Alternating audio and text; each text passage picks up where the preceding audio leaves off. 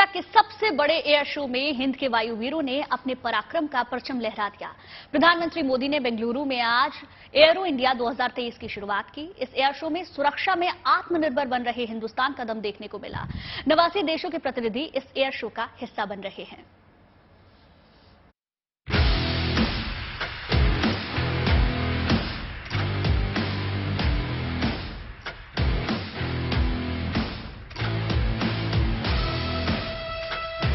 अनंत आकाश में ये शौर्य की उड़ान है।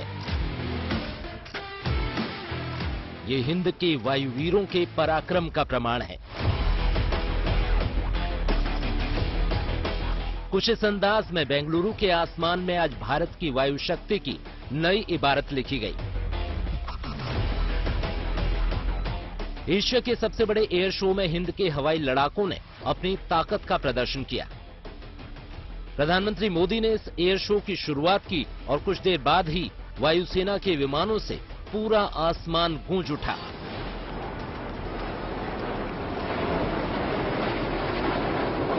आठ सूर्यकिरण विमानों ने जब आसमान में सीधी उड़ान भरी तो सभी की निगाहें इन पर टिक गई।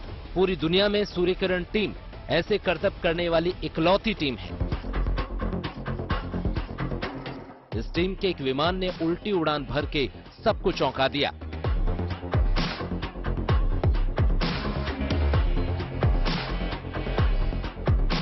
इस अंदाज में सूर्यकिरण की टीम ने आसमान में दिल का आकार बनाकर एरो इंडिया शो में सभी का दिल जीत लिया।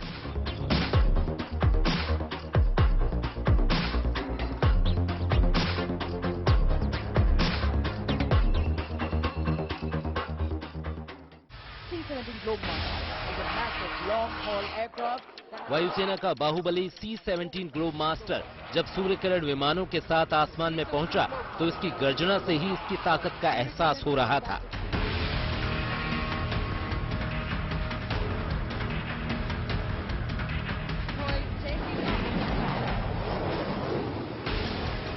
वायुसेना की ताकत की पहचान बन चुके सुखोई विमान ने इस एयर शो में अपनी ताकत का लोहा मनवा दिया।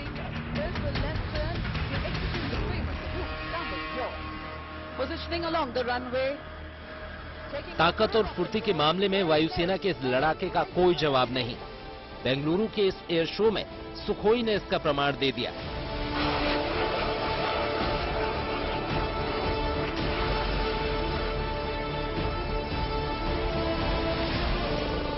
सुखोई के बाद वायुसेना की ताकत की नई पहचान बने प्रचंड ने अपना दम दिखाया। स्वदेशी तकनीक से निर्मित प्रचंड ने अपनी फुर्तीली उड़ान से जता दिया कि वो दुनिया के सबसे ताकतवर हेलीकॉप्टर्स की फहरिस्त में शामिल हो चुका है। तेज रफ्तार में तीखे मोड़ इस हेलीकॉप्टर की खासियत है। एक ही जगह रुककर दुश्मन पर वार करना हो या फिर उल्टी दिशा में उड़ते हुए दुश्मन को तबाह करना हो, प्रचंड के लिए कुछ भी नामुमकिन नहीं।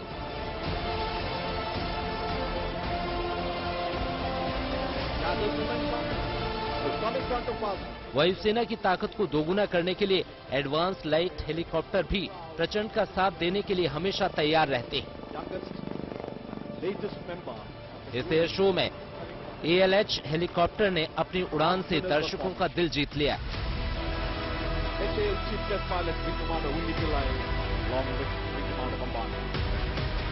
भारत में बने लाइट कॉम्बैट हेलीकॉप्टर तेजस ने भी यहां अपना तेज दिखाया।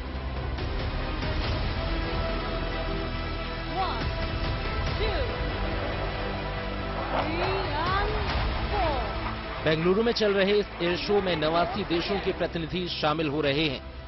जाहिर है ये एयर शो हिंदुस्तान की हवाई ताकत को पूरी दुनिया में नई पहचान दिलाएगा। Bureau report, good news today.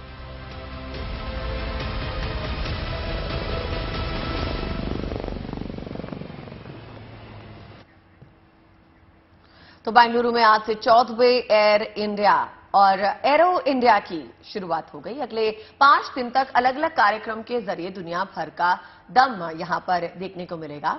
Air show में 800 से ज्यादा रक्षा कंपनियां भाग ले रही हैं। एशिया के सबसे बड़े एयर शो का उद्घाटन करते हुए प्रधानमंत्री मोदी ने न्यू इंडिया के विजन की बात कही। उन्होंने कहा कि आज दुनिया का भरोसा भारत में बढ़ गया है। बेंगलुरु का आसमान आज नए भारत के सामर्थ्य का साक्षी बन रहा है। बेंगलुरु का आसमान आज इस बात की गवाही दे रहा है कि नई ऊंचाई नए भारत की सच्चाई है। आज देश नई ऊंचाइयों को छू भी रहा है और उन्हें पार भी कर रहा है। एरो इंडिया का ये आयोजन भारत के बढ़ते हुए सामर्थ्य का उदाहरण है। इसमें दुनिया के करीब 100 देशों की मौजूदगी होना दिखाता है कि भारत पर पूरे विश्व का विश्वास कितना बढ़ गया है। एरो इंडिया एक और वजह से बहुत खास है। ये कर्नाटका जैसे भारत के टेक्नोलॉजी और टेक्नोलॉजी की दुनिया में जिसकी महारत है, एडवांस है, ऐसे राज्य कर्नाटका में हो रहा है। इससे एरोस्पेस और डिफेंस में नए अवसर पैदा होंगे। एरो इंडिया केवल एक शो नहीं है, ये इंडिया की स्ट्रेंथ भी है। आज ये इंडियन डिफेंस इंडस्ट्री के स्कोप को भी फोकस करता और सेल्फ कॉन्फिडेंस को भी फोकस करता है। तो आसमान में आत्मनिर्भर भारत की उड़ान देखिए, 3-3 के ग्रुप में 15 स्वदेशी हेलीकॉप्टर विक फॉर्मेशन में उड़ान भर रहे हैं। देखिए वो तस्वीर हम आपको दिखा रहे हैं। सबसे पहले 3 भीम लाइट यूटिलिटी हेलीकॉप्टर ने उड़ान भरी। इसका निर्माण हिंदुस्तान एरोनॉटिक्स लिमिटेड ने किया है। ये एकल इंजन वाला हल्का हेलीकॉप्टर है। तो 150 फीट की ऊंचाई पर ये उड़ान भरी गई।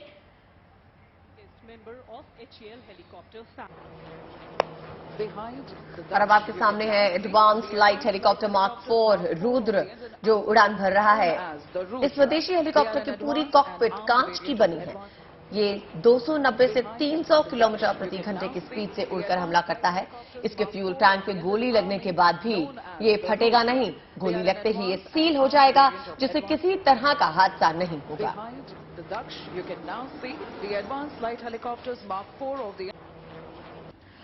और देखिए अब आपके सामने है 3 लाइट कॉम्बैट हेलीकॉप्टर प्रचंड उड़ान भर रहे हैं। ये मेड इन इंडिया हल्के लड़ाकू हेलीकॉप्टर हैं। LCH हवा से हवा में दागी जाने वाली मिसाइल और रॉकेट प्रणाली से लैस हैं। इसे ऊंचाई वाले इलाकों में तैनात करने के लिए विशेष तौर पर डिजाइन किया गया है। ये अत्यधिक ऊंचाई वाले क्षेत्रों में दुश्मन के टैंक, बंकर, ड्रोन और अन्य सैन्य उपकरणों को नष्ट करने में सक्षम है।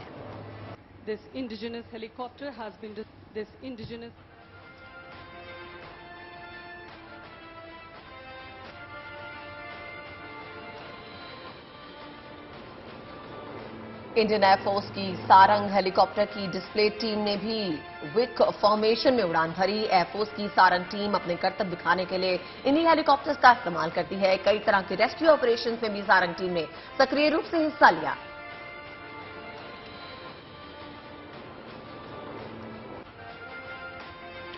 तो भारतीय वायुसेना के ट्रेनर एयरक्राफ्ट ने गुरुकुल फॉर्मेशन में उड़ान भी भरी। जमीन से 500 फीट की ऊंचाई पर 7 एयरक्राफ्ट ने हिस्सा लिया। सबसे आगे LCA एयरक्राफ्ट, उसके पीछे 2 हिंदुस्तान टर्बो ट्रेनर्स और 2 इंटरमीडिएट जेट ट्रेनर्स ने उड़ान भरी। साथ ही इस हैरत अंगेज फॉर्मेशन में हॉकआई और हिंदुस्तान 228 भी शामिल रहे।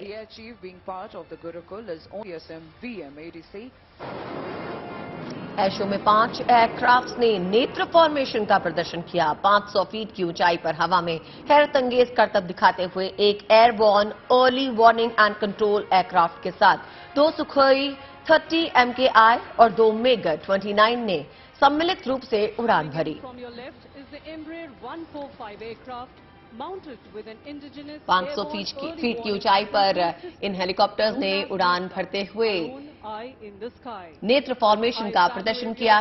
500 फीट की ऊंचाई पर हवा में हैरत अंगेज करतब दिखाए और एक airborne early warning and control aircraft के साथ 2 सुखोई 30 MKI और 2 MiG 29 ने सम्मिलित रूप से उड़ान भरी।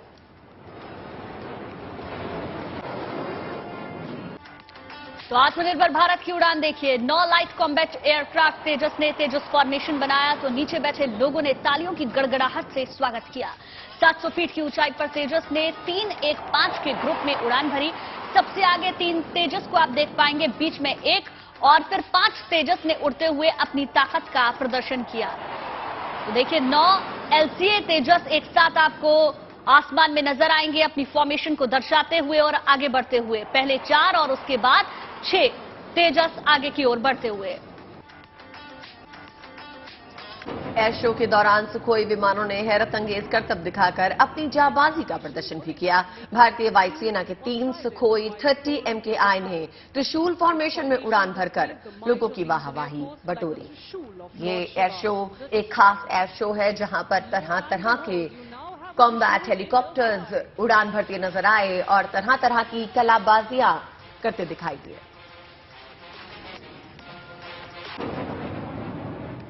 और चलिए आइए अब आपको दिखाते हैं वायुसेना के सूर्य किरण विमानों की हैरत अंगेज करतब और कलाबाजी, जिसे देखकर लोगों ने दांतों तले उंगलियां दबा ली। एयर शो में 8 सूर्य किरण विमानों ने जब आसमान में सीधी उड़ान भरी तो सभी की निगाहें इन पर टिक गई।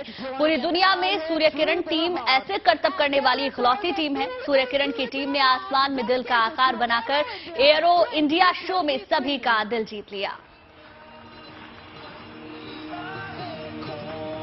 तो 8 सूर्य किरण विमानों की कलाबाजी की खूबसूरत तस्वीर जो बेंगलुरु से सामने आई, हाथ की फॉर्मेशन बनाते हुए और जो नीचे बैठे लोग थे तालियों की गड़गड़ाहट के बीच इस फॉर्मेशन को देखते हुए वहां पर नजर आए।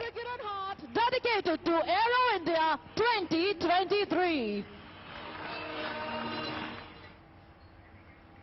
एयर शो के बाद प्रधानमंत्री मोदी ने इंडियन पवेलियन का उद्घाटन भी किया। उनके साथ रक्षा मंत्री राजनाथ सिंह मौजूद रहे।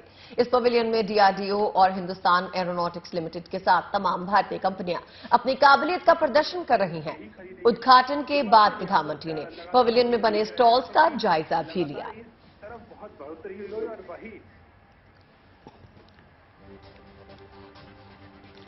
तो देखिए एरो इंडिया 2023 के आकर्षण का खास केंद्र है जेटपैक सूट।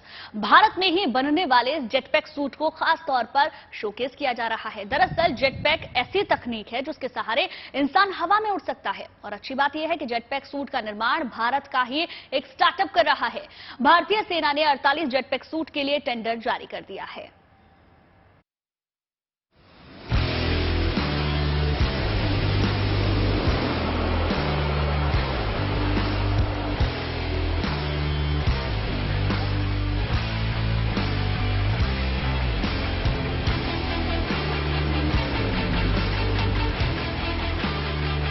जो हिंदुस्तान महज 10 साल पहले तक डिफेंस के क्षेत्र में पूरी तरह आयात पर निर्भर था, वो आत्मनिर्भर बनने के साथ डिफेंस एक्सपोर्ट के मामले में नई इबारत लिख रहा है। साल 2024 तक 25,000 करोड़ के डिफेंस एक्सपोर्ट का लक्ष्य निर्धारित किया गया है। रक्षा क्षेत्र में भारत अगर इसी तरह तरक्की करता रहा तो आने वाले 10 साल में ये दुनिया का अग्रणी डिफेंस एक्सपोर्टर बन सकता है। बेंगलुरु में आयोजित एरो इंडिया 2023 की प्रदर्शनी इसी बात की गवाही दे रही है। लेकिन इस प्रदर्शनी में बेहद खास है जेटपैक सूट, जो बहुत बड़े आकर्षण का केंद्र है। दरअसल जेटपैक ऐसी तकनीक है जिसके सहारे इंसान हवा में उड़ सकता है। अच्छी बात यह है कि जेटपैक सूट का निर्माण भारत का ही एक स्टार्टअप कर रहा है। उसकी खासियतें अगर आप जानेंगे तो दंग रह जाएंगे। इस जेटपैक सूट को पहनकर इंसान हवा में 50 किलोमीटर प्रति घंटे की रफ्तार से उड़ सकता है। एक बार में इंसान करीब 10 मिनट तक हवा में रह सकता है। जेटपैक सूट का वजन 40 किलो होता है, लेकिन ये अपने साथ 80 किलो वजन लेकर उड़ सकता है। पहाड़ी क्षेत्र, बर्फीले क्षेत्र के अलावा रेगिस्तान में भी इसका इस्तेमाल हो सकता है। भारतीय सेना ने उत्तरी सीमाओं पर तैनात सैनिकों के लिए 48 जेटपैक सूट का टेंडर जारी किया है। इसमें कोई संदेह नहीं कि उत्तरी सीमा पर तैनात भारतीय सैनिक जब जेटपैक सूट से लैस हो जाएंगे तो दुश्मन के लिए बहुत बड़ा सिरदर्द बन जाएंगे। 50 किलोमीटर प्रति घंटे से हवा में जब वो उड़ान भरेंगे तो दुश्मन की इन्फेंट्री के लिए उनसे मुकाबला करना नामुमकिन हो जाएगा। जाहिर है कि एरो इंडिया 2023 में इसके बहुत से खरीदार भी मिलेंगे। इससे भारतीय इकोनॉमी को बूस्ट मिलेगा। बेंगलुरु से Manjeet Negi, good news today.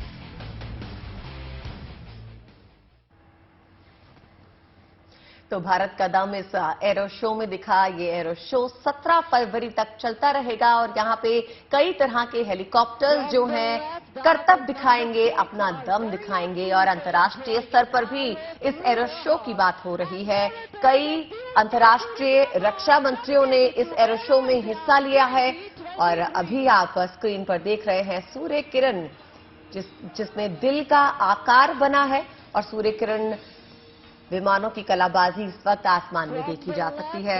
ये एरो शो बेहद ही खास एरो शो है। यहाँ पर कई तरह के विमानों का दमदार प्रदर्शन हो रहा है। डिफेंस सेक्टर में आत्मनिर्भर भारत का सपना तेजी से साकार होता जा रहा है। देश में ही ऐसे डेडली वेपन्स तैयार हो रहे हैं जो मिनटों में दुश्मनों के नाकाब मंसूबों को खाक में मिला देंगे। खबर है कि भारत के स्वदेशी फाइटर जेट तेजस में ब्रह्मोस के नेक्स्ट जनरेशन वर्जन यानी ब्रह्मोस एनजी फिट करने की तैयारी चल रही है। उम्मीद है कि साल 2024 के आखिर तक ब्रह्मोस एनजी की टेस्टिंग शुरू कर दी जाएगी।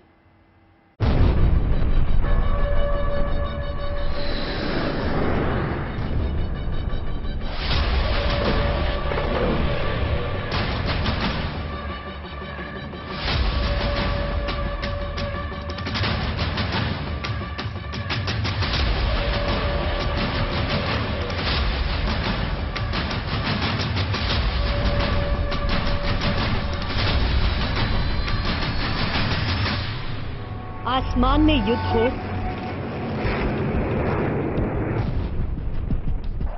या फिर जमीन पर हो जंग,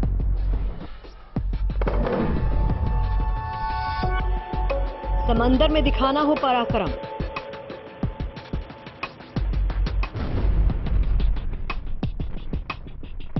या फिर दुश्मनों को करना हो मटिया मीट।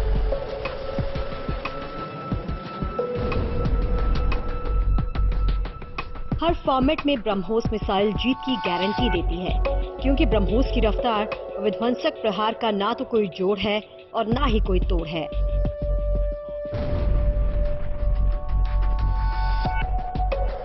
अब इसी ताकत को तेजस फाइटर जेट के साथ अटैच करने की तैयारी की जा रही है। कहा जा रहा है कि ब्रह्मोस एनजी को एलसीए तेजस के साथ तैयार किया जा रहा है। ब्रह्मोस एरोस्पेस के सीईओ और प्रबंध निदेशक अतुल दिनकर राणे ने कहा कि ब्रह्मोस एरोस्पेस अगले 2 सालों में अपने डिजाइन और क्षमताओं को अंतिम रूप देने के साथ ब्रह्मोस एनजी मिसाइल को पेश करने जा रहा है। BrahMos NG supersonic cruise missile के बेसिक संस्करण के आधे वजन का होगा। हम अभी उसी पर काम कर रहे हैं और साल 2024 के आखिर तक इसकी टेस्टिंग शुरू कर देंगे। स्वदेशी लड़ाकू विमान तेजस को ब्रह्मोस एनजी से लैस करने के बाद तेजस एयरक्राफ्ट की अटैकिंग पावर में और बढ़ोतरी हो जाएगी। ब्रह्मोस एनजी का पावर मिलने से तेजस एयरक्राफ्ट वायुसेना के लिए एक और घातक हथियार बन जाएगा। ब्रह्मोस की जो नेक्स्ट जनरेशन की मिसाइल होगी वो आकार में थोड़ा छोटी होगी और उसका हार्डवेयर और सॉफ्टवेयर इस तरह से डेवलप किया जाएगा जो कि हमारे भविष्य के एयरक्राफ्ट एलसीए तेजस के साथ अपना कॉम्बिनेशन बिठा सके। यही वजह है क्योंकि आने वाले 1 दशक में पूरी तरह से भारतीय वायुसेना की जो रीढ़ की हड्डी बनने वाला है वो स्वदेशी निर्मित तेजस एयरक्राफ्ट बनने वाला है। तो इसी तेजस के साथ ब्रह्मोस के नए वर्जन को मिला करके तैयार किया जा रहा है एक खतरनाक कॉम्बिनेशन जो कि दुश्मन को हवा में, जमीन में और समंदर में तीनों जगह पर बियॉन्ड विजुअल रेंज से अटैक कर सके और उसको पूरी तरह से नष्ट कर सके। ब्रह्मोस के नए अपग्रेडेड वर्जन को तेजस में लाने से वायुसेना की ऑपरेशनल एक्टिविटी को और ताकत मिलेगी। वो कैसे, इसे भी समझ लीजिए। एलसीए तेजस में ब्रह्मोस एनजी को लगाने के बाद ये एयरक्राफ्ट जमीन और समुद्र में अपने लक्ष्य को सटीक रूप से हिट करने में सक्षम हो जाएगा। इसके साथ ही 300 किलोमीटर से ज्यादा दूरी के साथ ब्रह्मोस एनजी एलसीए तेजस को दुश्मन के ठिकानों के खिलाफ स्टैंड ऑफ हमले शुरू करने की क्षमता देगा, जिससे दुश्मन की एयर डिफेंस में इसके लिए खतरा कम हो जाएगा। आज हिंदुस्तान के हथियारों की ताकत की धमक दुनिया में सुनाई देती है। मेक इन इंडिया मिशन के तहत देश में ही ऐसे वेपन तैयार किए जा रहे हैं जिसकी काट किसी के पास नहीं होगी।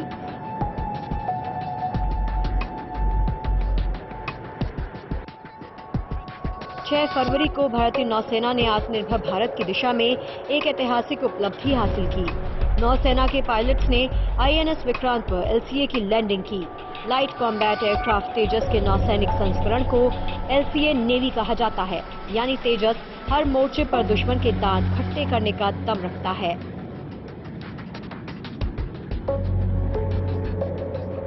भारत इस चीज को समझता है कि जब तक आप खुद से आत्मनिर्भर नहीं बनते, वो भी रक्षा के क्षेत्र में खुद से विमान नहीं बनाते और अत्याधुनिक विमान नहीं बनाते, तब तक आप दुनिया के एक मजबूत देश नहीं बन सकते हैं। तो इसी वजह से तेजस का निर्माण किया गया था।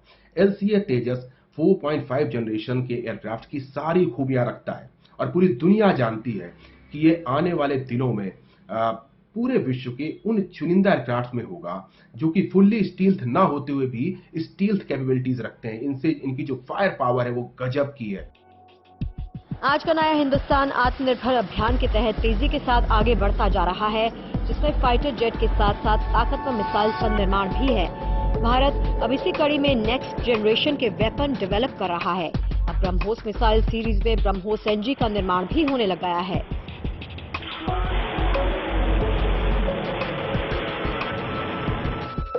ब्रह्मोस NG एक नेक्स्ट जनरेशन मिसाइल है जिसकी स्पीड 3.5 मैक यानी 4,321 किलोमीटर प्रति घंटा होगी। ब्रह्मोस NG की रेंज की बात करें तो ये तकरीबन 300 किलोमीटर तक हमला करने में सक्षम है। ब्रह्मोस एक टैक्टिकल सुपरसोनिक क्रूज मिसाइल है। फिलहाल जो ब्रह्मोस है वो Su-30 में एक ही फिट की जा सकती है, लेकिन अब अगले साल 2024 तक ये प्लान है कि ब्रह्मोस के साइज को आधा किया जाए और उसका वजन भी कम किया जाए। ऐसा करने से एक तो उसका रडार सिग्नेचर कम हो जाएगा, यानी कि रडार की पकड़ में नहीं आएगी, और दूसरा कम से कम 3 मिसाइल सुखोई के अंदर फिट की जा सकेंगी, यानी कि एक दफे में 3 टारगेट को न्यूट्रलाइज करने की क्षमता इस नेक्स्ट जनरेशन की ब्रह्मोस में आ जाएगी। ब्रह्मोस NG मिसाइल को तेजस के साथ साथ सुखोई और मिग फाइटर जेट के साथ भी जोड़ा जा सकता है। माना जा रहा है कि ब्रह्मोस NG को चीन की सीमा से लगे पूर्वी सेक्टर में तैनात किया जा सकता है, जिससे दुश्मनों के लिए अब एक और कदम भी बढ़ाना मुश्किल होगा। ब्रह्मोस NG वजन में कम, रफ्तार में काफी तेज। ब्रह्मोस NG मिसाइल की सबसे बड़ी खूबी है इसे किसी भी प्लेटफॉर्म से लॉन्च कर सकते हैं, यानी ब्रह्मोस NG को समंदर, जमीन और आकाश से लॉन्च किया जा सकता है। ब्रह्मोस मिसाइल ज्यादा घातक तरीके से दुश्मन निशाने पर हमला करने में सक्षम है। ब्रह्मोस इतनी तेजी से दुश्मनों पर अटैक करती है कि संभलने का मौका नहीं मिलता, निशाना अचूक होता है। यही वजह है कि ब्रह्मोस NG को वायुसेना लड़ाकू विमान और पनडुब्बी पर तैनात करने के लिए विकसित किया गया। भारत अब खुद के लिए ही हथियार नहीं बना रहा, बल्कि दुनिया को भी निर्यात करने के लिए तैयार है, यानी मेक इन इंडिया से आगे निकलकर अब Bharat made for the world के लिए तैयार है। Bureau report, good news today. और अब बात तुर्की में राहत और बचाव कार्य की। तुर्की और सीरिया में राहत और बचाव का काम जारी है। हिंदुस्तान ने यहां मदद के लिए अपने स्क्वाड उतार रखे हैं। प्रभावितों के लिए लगातार जरूरी सामान, जिसमें दवाओं से लेकर दूसरी चीजें शामिल हैं, पहुंचाया जा रहा है। उसे विमानों के जरिए यहां पहुंचाया जा रहा है और कुल 7 विमान अब तक भेजे जा चुके हैं।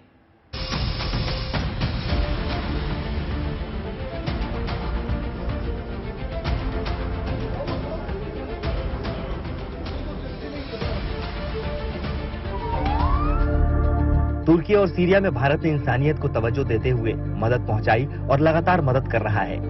यहां मौजूद भारतीय टीम लगातार रेस्क्यू ऑपरेशन में जुटी है। मलबों के भीतर से जान बचाने से लेकर राहत सामग्री पहुंचाने तक इंडियन स्क्वाड्रन ने जिस तरह अपनी भूमिका अदा की है, वो ये बताता है कि आपदा के इन हालात को भारत कितना बखूबी समझता है। इसी कड़ी में ऑपरेशन दोस्त के तहत 11 फरवरी को गाजियाबाद के हिंडन एयरवेज से 7वां विमान राहत सामग्री मेडिकल हेल्प के साथ रवाना किया गया, जिसकी 12 फरवरी रविवार को तुर्की के आदाना शहर में लैंडिंग हुई। ये इंडियन एयरफोर्स का C-17 ग्लोब मास्टर विमान है, जो सभी सामानों के साथ पहुंचा है। भारतीय वायुसेना का यह विमान तुर्की से पहले सीरिया की राजधानी दमिश्क पहुंचा था। वहां राहत सामग्री और इलाज के काम आने वाले सामानों को उतारने के बाद ग्लोब मास्टर ने अदाना के लिए उड़ान भरी थी। सीरिया के लिए दूसरी खेप के तहत 24 टन सामान, तो तुर्की के लिए 7वीं खेप के तहत 13 टन के करीब सामान भेजे गए। भारत ने तुर्की और सीरिया में आए विनाशकारी भूकंप को लेकर दोनों देशों को मदद करने के लिए ऑपरेशन दोस्त लॉन्च किया, जिसके तहत दोनों देशों के लिए हर संभव मदद भेजी जा रही है। तुर्की पहुंचकर एनडीआरएफ की टीम लगातार सर्च और रेस्क्यू ऑपरेशन में जुटी हुई है। तुर्की की आर्मी के साथ भारतीय जवान कंधे से कंधा मिलाकर दिन रात ऑपरेशन में लगे हुए हैं। एक्सपर्ट्स भी मानते हैं कि भारत ने तुर्की और सीरिया जैसे देशों की मदद के लिए जो कुछ भी किया वो न केवल मानवता के लिहाज से बड़ा है, बल्कि अंतर्राष्ट्रीय समुदाय का हिस्सा होते हुए भी जरूरी है। भारतीय सेना के फील्ड हॉस्पिटल में डॉक्टरों के साथ मेडिकल की पूरी टीम शिद्दत से घायलों के इलाज में जुटी है, तो भारत से इलाज के लिए दवा से लेकर उपकरण समेत हर तरह के सामान लगातार पहुंचाए जा रहे हैं।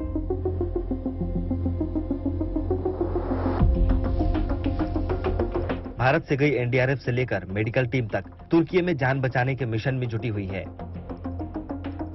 सबका मकसद बस एक है कि इस आपदा ने जो दर्द दिए हैं उसे जितना कम से कम किया जा सके किया जाए। तुर्की के अदाना से गौरव सावंत के साथ bureau report, good news today.